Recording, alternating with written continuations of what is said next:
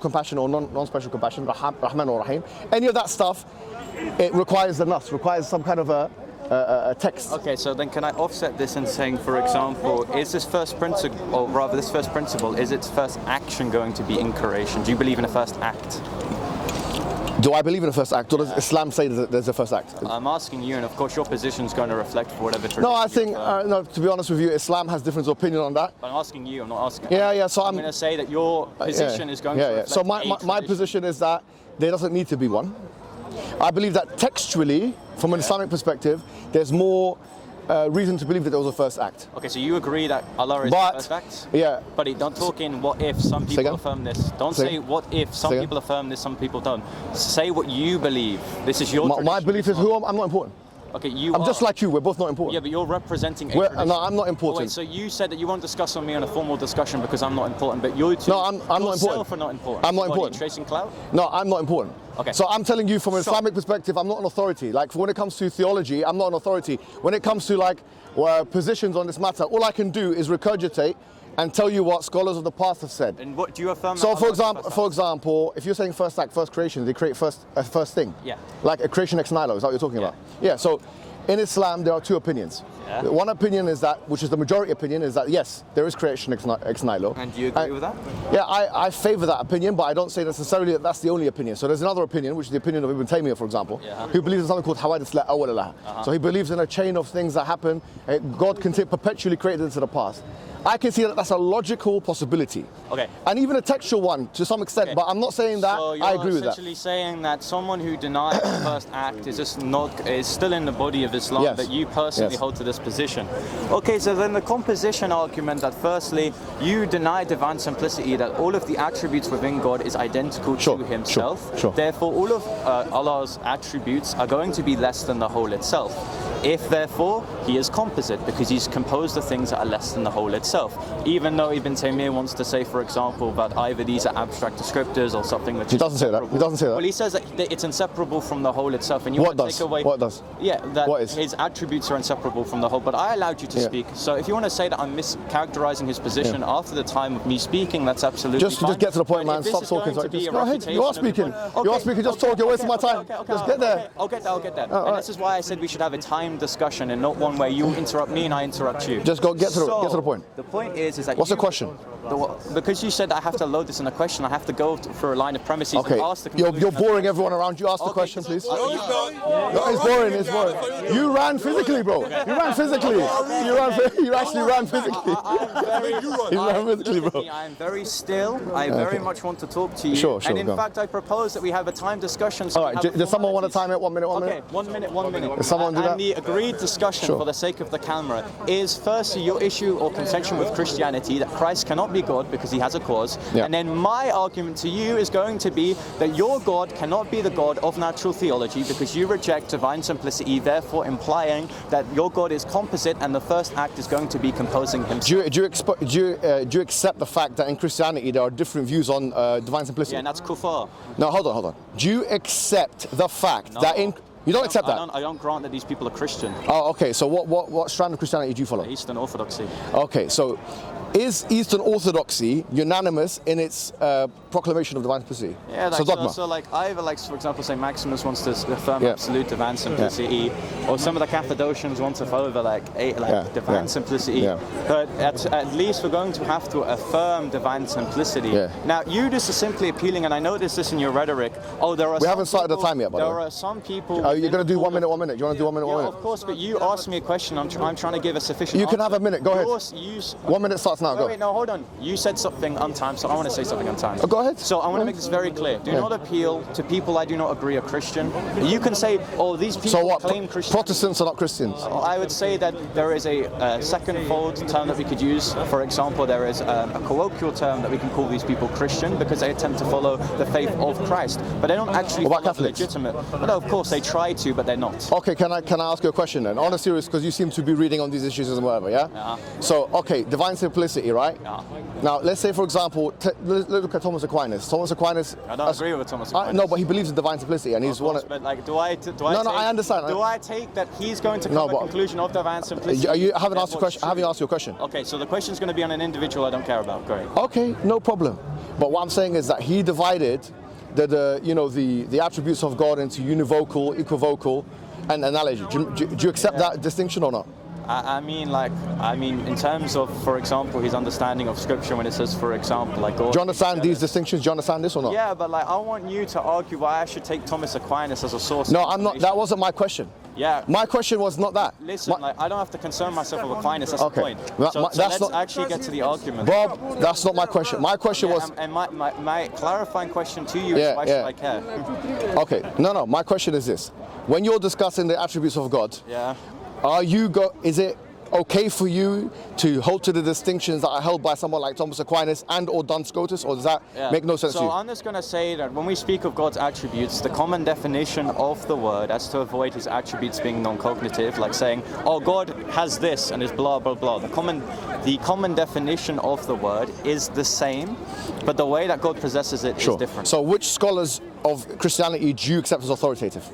I mean, it's just going to be the scholars that I can agree with are the corpus of the church fathers and the canonized saints. Sure. So someone like Gregory of Nazianzus, someone like Gregory of Nyssa, you would accept as authoritative? Oh, of course. Sure. No. Beautiful. No. Okay. You notice how I said I can agree with them, not that I have to. There's a distinction. No, but is that not the case in Greek Orthodoxy? Yeah, I can agree with them. Only theological claims at synods or councils which are dogmatized. So, for example, I don't have to say that Cyril is authoritative, but I have to say his letters add emphasis are. You see the distinction? Yeah, I see the distinction. So, I'm making it very clear. Pardon? Oh, yeah, because he wants to pray. No, this is before we start. It's fine. How about this? He complained about it. So let's actually have a time discussion. Sure. No, it's good that I got to the bottom of who he sees as authoritative. You give me a formal argument of why Christ cannot be God because of my own tradition. Go for it. Sure. And I want you, or whoever's timing this, to time the discussion. Do you accept, before I start, can I ask you a question? Sure. On the Cappadocian Fathers, Gregory of Nyssa and Gregory of Nazianzus and Cyril. Yeah. Do you hold on. You accepted that they are figures of authority in terms of your religion, right? Yeah, in terms of things that I So when it comes to the Trinity, do you accept them as figures of authority? Yeah. Yes. Okay. Excellent. Let's get started. Yeah, go on then. No, you start off. Okay, so premise one, you reject divine simplicity, the concept that God, all of his attributes are going to be identical to himself. Sure. Conclusion two, you say that his parts are going to be less than the whole itself. Conclusion one, therefore, your God is composite. Point three, your own tradition of Sunni Islam says that God is the first act. Premise four, therefore, if he is composing himself, therefore the first act is going to be composing himself. Conclusion two, therefore, if you want to say that Allah is the God of natural theology, this would not follow through because you said that this first principle's first act is going to be created, which within the previous premises have been outlined as, for example, him composing himself. The first act is not creating, it is composing, which therefore means we cannot reason Allah through natural theology. You accept natural theology, therefore, of course, then this is just going to be something which either reduces the explanation. So I'll be honest, I'll need to hear that argument again because I didn't understand it. I'll need to hear that one more time for you because you. No. I'll give him 30 seconds. Can you say the argument again? Well, how am I supposed to? I wasn't even finished my argument in 2 minutes. How am I supposed to do it in 30 seconds? Oh, take a minute. Okay, so take 2 minutes, like we agreed upon. No, take 1 minute. Take 1 minute. You can speak. How about this? For the simple child discussing with me here, we go premise by premise in an untimed situation because I'm not going to have less than 2 minutes to talk in an argument I hadn't even been able to finish. Okay. So you reject divine simplicity, the concept that all of the attributes within God is identical to himself. Premise two, you say that the attributes of God are less than the whole itself. Conclusion one, therefore your God is composite. Conclusion three. Why does that follow?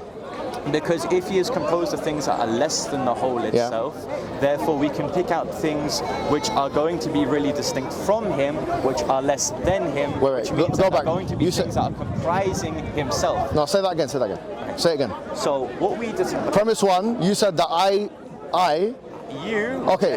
divine simplicity. So hold on. Now, I want to make this very clear. Let's get this discussion is not going to be Muhammad Hijab saying, what is this, define this. Right. It's going to be that he literally said in his refutation of divine simplicity that he understood the argument and it's weak. So he knows it, don't be disingenuous and don't play a definition game, because I'm really not here for it, mate. So you know what I'm saying.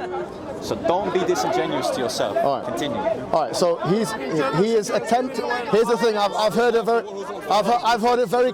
very clearly, and I can tell you for a fact I've been doing philosophy for a very long time. And I'll tell you what, he has not actually put together an argument. Okay. He has put together. Hold on. I can tell you that I've heard him twice now, because I wouldn't have said this unless I heard it twice.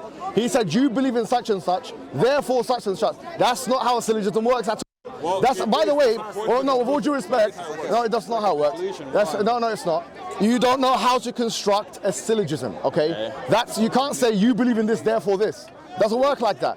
It has to be, okay, so you're going to start from a general, going to a specific, hold on. You have done a bad job in creating an argument. Listen. Okay, hold on. Let me speak. You spoke. Is he being timed right now? Is he being timed right now? Oh, time me. Time it. Because here's the thing. I don't like when people transition time to untimed discussions. Sure. You just want to have the talking. Sure. Because you think you're the main man. Okay, all right. Do you want to press the button? All right, start again, because I haven't started yet. See, the vine... No, hold on, don't get involved. You ran away. Please don't get involved. Don't get involved. One at a time. Or do you need 2 on 1? Is that how it needs to be? I can't speak to 2 people at a time. I can't speak. It's not physically possible to speak to 2 people at a time. Let him go. All right, so are you ready, yeah? Okay. So, let's start with the first thing he said, which is the only thing really intelligible that he said, which is that the proposition of divine simplicity indicates that when you say that something is an attribute of God, it's saying that that's identical to the essence of God. That is what the Mu'tazilis believe, by the way, and that is what Thomas Aquinas believed. Hold on. I'm just speaking to myself. No, don't get involved in my conversation, yeah? I know you're trying to get rude. Don't get involved. Yeah, so the point is that if that's the case, you have to admit today that God is not love. You know why? Because if God is love, is identical to the essence, God's love is also identical to what? To the law of identity, is also identical to his knowledge. So God's love is God's knowledge, and God's knowledge is God's power. You must admit to this. And if that's the case, you believe in a God without attributes. You are, as many Christians would say, pretty much an atheist, because you believe in a deistic God, a non-personal God, a God that can't love, a God that can't be merciful, a God that can't be powerful, a God that, because these things, these descriptors and attributes, when you say that God's power is identical to his essence, if God's power is identical to his essence, and his knowledge is identical to his power, it follows God's power is God's knowledge. It follows God's power is God's love. It follows God's power is God's compassion, and so on and so forth. Therefore, you have to admit today that you don't believe in a God that loves. Go ahead and do it. Okay, so is that you conceding time? Okay, good. So your argument, so notice how he didn't really respond to the argument, and that we're just moving arguments. I thought we would agree to a structure of we point to one argument, then we point to another once the one has either been refuted or conceded to. But let me entertain it, then also go back to the argument at hand. And why is he looking like he's part of Incredibles right now? We'll never know. So, the first point is that anti-reflex identity does not work within the Trinity. Just as much as, for example, when we say the Son is God, we do not therefore say that whenever we're talking of God, we're talking of the Son, just as much as we say Muhammad's job is human, but when we pick out humanity, we're not talking about Muhammad's job. That is anti-reflex identity, my friend, and it does not work in the case of the Trinity. My second point is again going to be that we can be apathetic about these things within a syllogism. We can say that because you do not believe in X, therefore you're going to have the position which entails Y. If you reject that God is not composed of parts, therefore he is composed of parts. Do you see the point here? If you reject a negative, therefore you're going to affirm the positive, that is that God is composed of parts. Now the reason why you believe in this is because the essence of God is going to be comprised of things which are less than the whole itself. So he did answer my question. He has not conceded to the fact that if you say that God's power is identical to his essence and his knowledge is identical to his essence, it follows that his knowledge is identical to his power by the law of identity. That is a logical law. In fact, one of the most foundational, propositional, logical laws. He's talking as if he's making some kind of an argument. He's not making an argument. He has not conceded to the fact that on his view of divine simplicity, he must acknowledge that God does not love. God is not loving. When you say God is loving, you're using that as a descriptive. It's not actually talking about something with ontological status within God. So he has to now acknowledge, before we move forward, he has to tell me, yes, when I say God is love, when Christians say God is love, according to divine simplicity, it's not true that he's actually love in an ontologically real sense. It's just some words we say. So that would mean that according to us, God is really love, and according to you, God is not love. So let's make that clear first, and then we can move on to other things. Please go ahead. Okay, so I want to demonstrate that supposedly this very foundational principle of identity is just going to pull him into extreme positions. So hijab, during my time, I want to ask you a question. Hijab, you're a human, yes? Hijab, stop filming for your OnlyFans for a minute and answer. You've got your time, be quiet and speak. So, hijab. Hijab equals human. Human does not equal hijab. I wonder why. Because anti-reflux identity does not work in the case of the Trinity. Just because hijab is human does not, whenever I say this individual here is a human, he is therefore hijab. I wonder why. Because identity does not work in this way. I can be identical to the divine essence, for example, whilst also, for example, possessing hypostatic properties. Hijab can be identical to humanity, whilst not everyone who is human be identical to hijab. So can you concede that this concept of identity is not sufficient in all things? Then I can make the argument for why, in the case of the divine essence, it also does not follow. So I want him to at least reiterate what I said, because he did not answer my question when I said that I was going to allow him to speak in my time. Now can he stop posing for his OnlyFans? I'm 16! Well, I know you're 16. You sound like a 16-year-old. Hijab and pedophilia. They go hand in hand. You're the one touching him, boy. You're the one touching him. You keep touching him. But you want to watch him? You're touching him. Anyway. Whatever, hijab. Anyway, the point is this. All day. Okay, thank you very much. Is it my time? Is it my time? Yeah. All right. A moment ago, he was shaking his chest in front of you. The point is if you use it with a universal outside of God's essence. So here is the difference: is if I say that animality or horsiness or any kind of universal that exists within, and then I say X is equivalent to Y, and Y, then yes, there could be a difference. But we're not talking about that. We're saying that if God's attribute, yes, is the same as his essence, we're not using a universal here. This is not a genus or universal that a nominalist can say in his conceptualizing is some kind of thing which is abstract from God. We're saying we're using God to compare him with God. So I'm saying that according to divine simplicity, this is what they say. The divine simplists say that the attribute of God is equivalent to the essence of God. So if it's equivalent to the essence of God, if God's power is God's essence, then and God's knowledge is God's essence, it follows God's power is God's knowledge. It follows and so on and so forth. Which means when Christians say God is love, if they believe in divine simplicity, they're lying to you. That's what it means. It means they don't actually believe in God being love in any real ontological sense. That's it. So can you concede that? Can we move on now? Because you haven't really argued for why the argument follows, right? You're just bringing a case of identity, that being anti-reflux identity, then already assuming it applies to the Trinity, by then saying an arbitrary criteria of this identity being in play is that a universal has to be the thing that we're talking about. I again don't have to concede to this, you have to argue for it. You notice how for someone that was picking out my poor debating skills, he already runs from an assumption, from an argument he's already ran away from. He ran away initially from an argument against composition, then ran to my position whilst having an argument that assumes a principle of identity to which I don't agree to. So I want hijab to argue for why this thing actually follows. You were just being apathetic and saying it's not in the case of a genus, therefore it has to be in the case of a particular, for example, that anti-reflux identity does follow.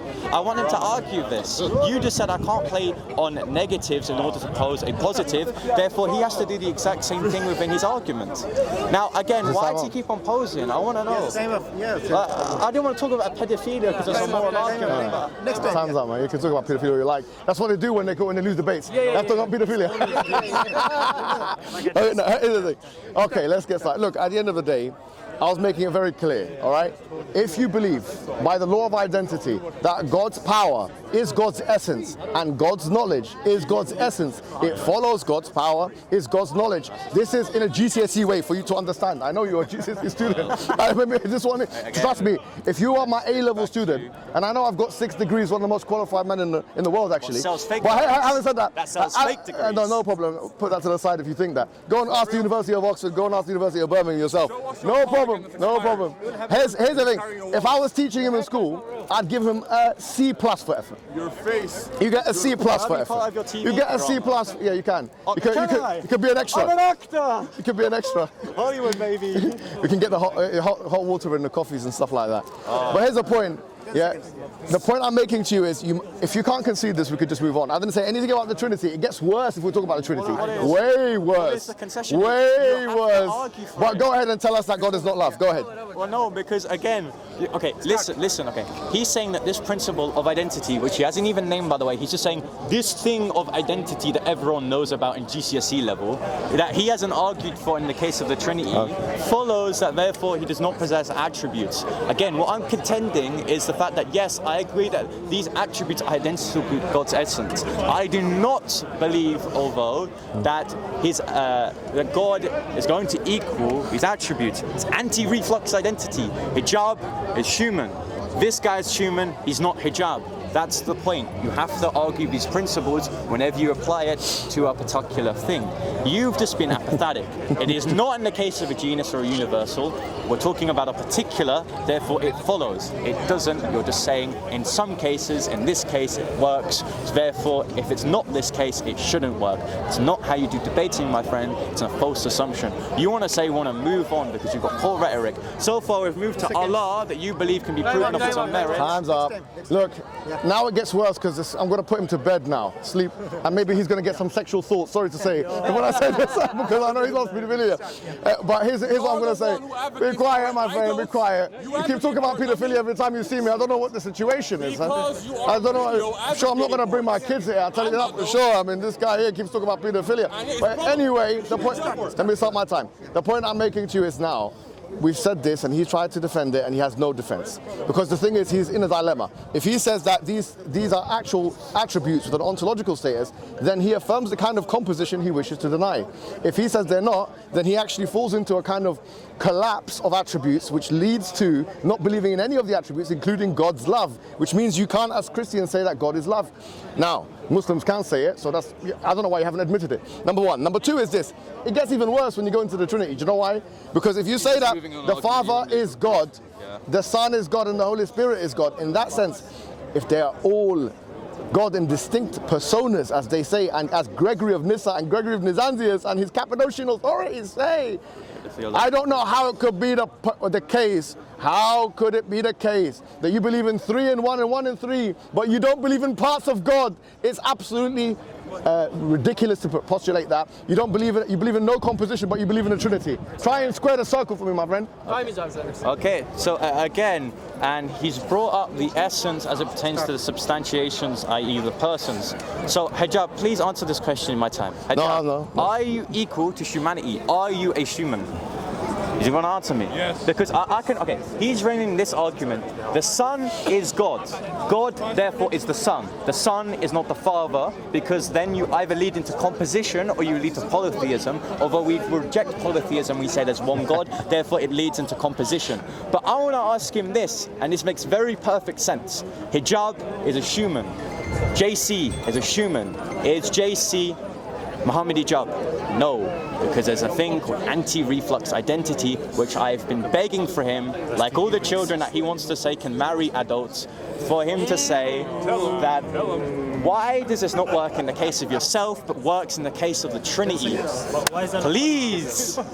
Why is that not polytheism? Is it time? Is it time? He's got a bit of time. Okay. Again, don't be a coward for Allah and resolve the issue of composition. I want you to answer why you affirm that the first act is Allah, whilst also the first action of Allah is to compose himself. Kids nowadays have very little respect. No problem. Let me put this aside. Yeah, I know you do. Oh, shut up, man. It's embarrassing. Look, here's the thing. Yeah, what he's describing, as I mentioned before, I don't think he's been paying attention. He's C grade now, but he can become a B grade if he listens a little bit closer, right? Because here's what I'll say to you. Listen to what I'm saying to you. When you're dealing with a particular and a universal, it's different to dealing with two things with supposedly the same ontological value. So, for example, if you say that God's attribute is God, we're talking about God's attribute, we're assuming God's attribute has actual ontological status. And then God's essence has actual ontological status. A nominalist or a conceptualist would say that a universal does not have an actual, maybe a conceptualist will, but definitely a nominalist will not say they have an actual ontological status. There are social constructs in many ways. So if you say that this person is a human, this person is a human, it's not the same, because we're talking about here with attributes and essence distinction, both of which are meant to be real in God. So my point to you again, do you concede, considering this response, do you concede that according to your idea of divine simplicity, God is not loving in a real ontological sense? Yes or no? Wait, okay. So again, so firstly, he's assuming. He's assuming that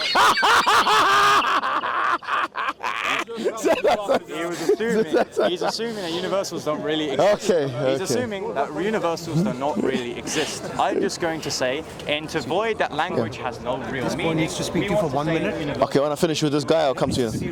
Serious issue? I'll come to you in a second. Very serious issue. I'll come immediately. Let me just finish with this guy. I'll start talking to him next time. Okay, so the reason why universals have to really exist is because we have to avoid the fact that language therefore becomes meaningless. So for example, when we say that Allah has attributes, we're picking out this normative definition of what it means when we say that Allah is loving, for example. If you want to say that in fact this is not a universal, it can be anything mind dependent upon the person. The common definition is what we're going to pick out in the universal of what we're referring to what is love. So why are you assuming that universals do not really exist within your argument? That's my first point. My second point again is you're just saying that it does not work in the case of a universal, or it does work in the case of a universal, even though in a particular it doesn't, and you're then just assuming that these universal natures do not really exist. Okay. So if universals do exist in a platonically real sense that he's talking about, like what Plato believed, that there was a whole place there where the universe exists in a perfect sense, if they do exist in that sense, then his argument falls. Because actually, his argument only makes sense, his response only makes sense if the universal is not real. If you're saying that, for example, Muhammad is a human and you're a human, and so therefore me, I'm not you, if that's what basically he's saying, humanity here is a universal which is not real in that sense. If it is real, then it does become a contradiction. Because if there is such a thing as a personified, manifested humanity or perfect human person, which Plato believed there was some kind of man there standing maybe in the heavens somewhere, Neoplatonic realism, if you believe in that, it actually does fall apart, which means if I'm that guy and you're that guy, how can we both be that guy at the same time? It's a contradiction. The same thing applies with the Trinity, and the same thing applies with your attributes of God on divine simplicity. So you fail. You fail. D- actually. But because you've been a little bit cognizant, I might give you a C+ and pass you, but I'm going to give you one more chance. Do you admit that God is not love, yes or no? So I've got a question. So let's go back to the analogy of Muhammad is a human. What exactly are we picking out, or what exactly is being invoked when we say hijab is a human and JC is a human? Of course, there's going to be this common definition that is invoked when we say that these two subjects are the same thing. Just to say that they don't really exist, I don't hold to this Neoplatonic understanding of that there is a perfect can of Coke that really exists somewhere else. I'm just not saying that they have to be conceptual or mind dependent on the person. That's metalinguistic nominalism, which I don't hold to, although you could hold to, therefore meaning that language has no definite meaning.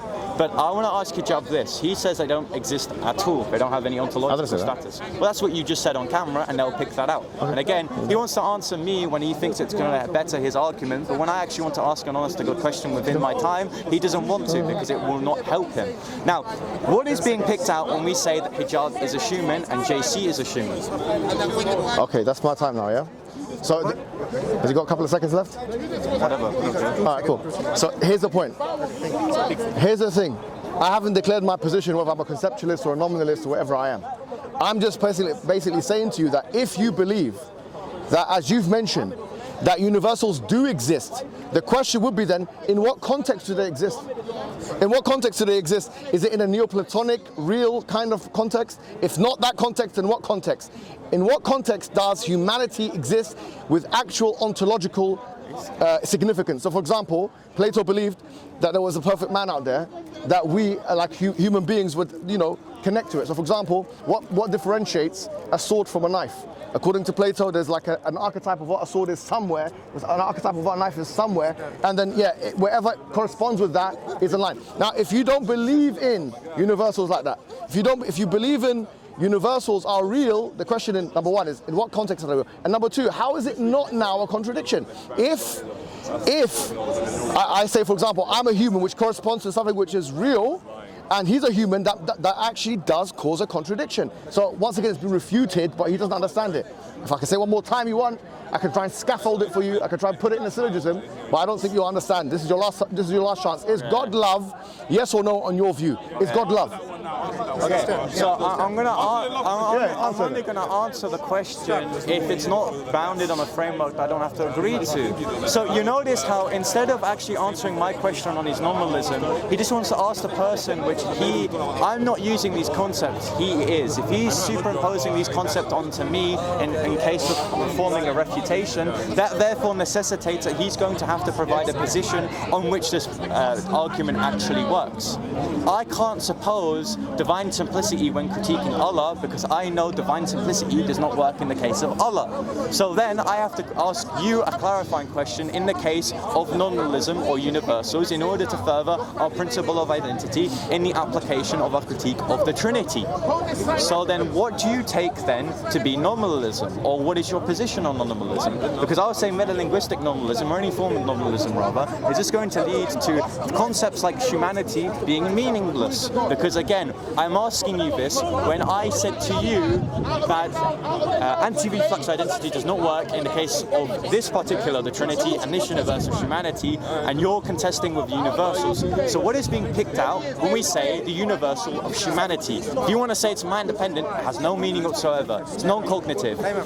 Humanity could mean pedophilia in the case of Muhammad hijab, which it probably does. All right, so just because you said that, you've lost privilege to talk to me. Okay. Now you can go back on that. Honestly, don't disrespect, because I know you can do it to your dad, you can disrespect your mum at home, you can disrespect your dad, you can disrespect your Uncle Barry. Don't come and talk about pedophilia and stuff like that. Don't disrespect. No, hold on. He started first. I haven't come to you with anything like that. I haven't disrespected you like that. The first thing you said is I haven't. The first thing you said on camera is not I'm not worth your time. Sure. But that's not calling you a pedophile, is it? That's saying you're worthless. So now that you are worthless in my eyes, and you're gonna see my back, know that I've asked him 5-6 times about the love thing. He couldn't answer it once. Go back to your daddy. Maybe he can teach you a couple of manners. Go back to your mum. Maybe she'll give you a little spank. And maybe he'll get excited about that. And that's it. It doesn't matter. But anyway, we'll see it. You can't answer the question. Christians can't answer the question. The only argument they've got is pedophilia. That's not the argument. All right, cool. You can't answer the question. Done now. Go back to your school. Go back to your school. Go back to your whatever. All right, cool. See you later. Goodbye. You cannot. Okay. This had the agreed discussion. Excellent. This is Mikhail, my son. Yeah. This is an issue going on for 8 years. Yes. You're not going to believe it. So Mikhail and Ismail has a very serious impairment, which is genetic, degenerative, untreatable. Yes. He's been kept out